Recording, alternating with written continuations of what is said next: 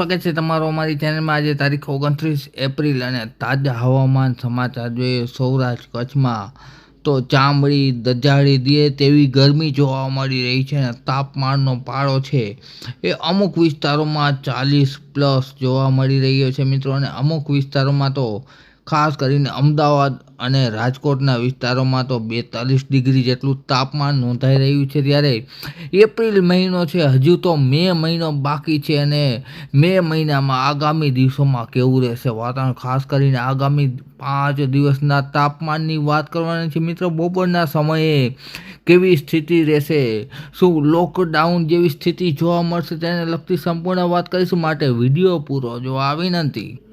જોઈ શકો છો મિત્રો, સાંજના સમયે અત્યારે હાલ સાંજના 6 વાગ્યા છે, છતાં પણ અમુક વિસ્તારોમાં તાપમાનનો પારો છે એ 38 ડિગ્રી, જ્યારે રાજકોટની આસપાસ છે 36 ડિગ્રી, 37 ડિગ્રી અને જામનગરની આસપાસ 34થી 33 ડિગ્રી, પોરબંદર આસપાસ 30 ડિગ્રી, જ્યારે દ્વારકામાં છે એ રાહત જોવા મળી રહી છે, 28 ડિગ્રી જોવા મળી રહ્યું છે મિત્રો તાપમાન। સાંજના સમયે પણ માણસો છે એ સાંજના સમયે ફરવા નીકળે છે, જ્યારે બપોરના સમયે તો કોઈ માણસો છે એ દેખાતા નથી અને ગલીઓ અને હાઈવે અને રસ્તા સુમસાન જોવા મળી રહ્યા છે છેલ્લા 2 દિવસથી મિત્રો। ત્યારબાદ આપણે 30 તારીખ એપ્રિલના છેલ્લા દિવસની વાત કરીશું મિત્રો।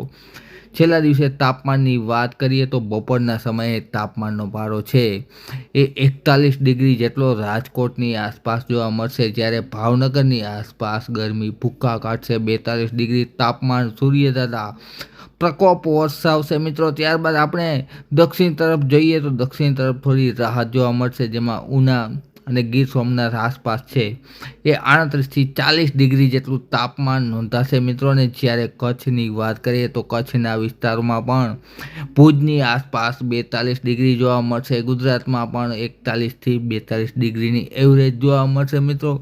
ત્યારબાદ આપણે ગુજરાત સ્થાપના દિવસ અને 1 મેની વાત કરીએ તો 1 મેના રોજ પણ ગરમી છે અને લૂ છે બાકાઝીકી બોલાવશે સૌરાષ્ટ્ર કચ્છ ગુજરાતમાં। તમે જોઈ શકો છો ભાવનગરના અમુક સેન્ટરમાં ખૂબ જ ઘાટો કલર છે, 42થી 43 ડિગ્રી જેટલું તાપમાન જઈ શકે છે મિત્રો, જે ખૂબ જ મોટા સમાચાર ગણાવી શકાય કે આટલું તાપમાન છે જોવા મળી રહ્યું છે। ઘાટો રંગ છે એ ગુજરાતમાં જોવા મળી રહ્યો છે, સાથે સાથે પાકિસ્તાનથી બોર્ડર આસપાસના વિસ્તારોમાં જોવા મળી રહ્યો છે। ગરમીનો પારો સતત વધી રહ્યો છે મિત્રો, તેનું કારણ છે કે મધ્ય લેવલ ઉપર અરબ સાગર તેમજ ગુજરાત અને મહારાષ્ટ્રની આસપાસ છે એ એન્ટી સાયક્લોન સિસ્ટમની રચના થઈ છે, જેના હિસાબે ગરમીનો પારો બેકાબૂ છે અને હીટ વેવની શરૂઆત થઈ ચૂકી છે। છેલ્લા 7 દિવસથી હીટ વેવ સતત ચાલી રહ્યો છે ગુજરાતમાં। ત્યારે આપણે વાત કરીશું 2 તારીખની, તો 2 તારીખના રોજ પણ તમે જોઈ શકો છો ઘાટો કલર છે એ દર્શાવી રહ્યા છે જો સૌરાષ્ટ્રના વિસ્તારોમાં શું પરિસ્થિતિ જોવા મળશે મિત્રો। ખાસ કરીને અમરેલી, આ ઉપરાંત બાબરા, જસદણ, બોટાદ અને ભાવનગરની આસપાસના વિસ્તારમાં ખૂબ જ ઘાટો કલર છે, એટલે કે એમ કહી શકાય કે 2 તારીખના રોજ પણ 43 ડિગ્રી તાપમાન જોવા મળશે। અમદાવાદની આસપાસ પણ એટલો જ ઘાટો કલર છે મિત્રો।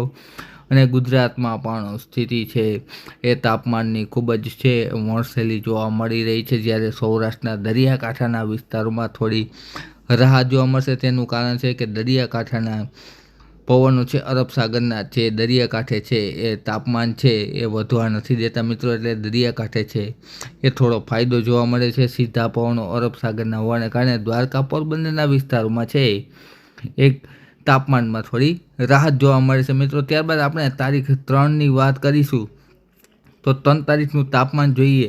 3 તારીખના રોજ થોડી સ્થિતિ છે એ સારી જોવા મળશે, એટલે કે 1થી 2 ડિગ્રી જેટલો છે એ અમુક સેન્ટરોમાં ઘટાડો જોવા મળશે મિત્રો। 3 તારીખથી છે એ રાહત જોવા મળશે, જ્યારે 2 તારીખ સુધી તાપમાન છે સતત છે એ વધારે છે એ જોવા મળશે મિત્રો। હાલ છે આગામી 3 દિવસ છે એ સૌરાષ્ટ્ર ગુજરાતના અમુક સેન્ટરોમાં 42થી લઈ અને 43 ડિગ્રી જેટલું તાપમાન નોંધાઈ શકે છે મિત્રો, મોટા સમાચાર ગણાવી શકાય છે। આ તાપમાનમાં છે બપોરના સમયે ખાસ ખુલ્લા આકાશ નીચે છે એ ફરવું નહીં, અને તેમજ સાથે સાથે ભીના કપડાવાળો રૂમાલ અથવા તો ભીનો રૂમાલ અથવા તો સતત પાણી, લીંબુ પાણી સાથે રાખવું મિત્રો, નહીં તો લૂ લાગી જતા વાર પણ નહીં લાગે મિત્રો. ખબર તમારા કામની છે. વિડીયો જોવા બદલ ખૂબ ખૂબ આભાર.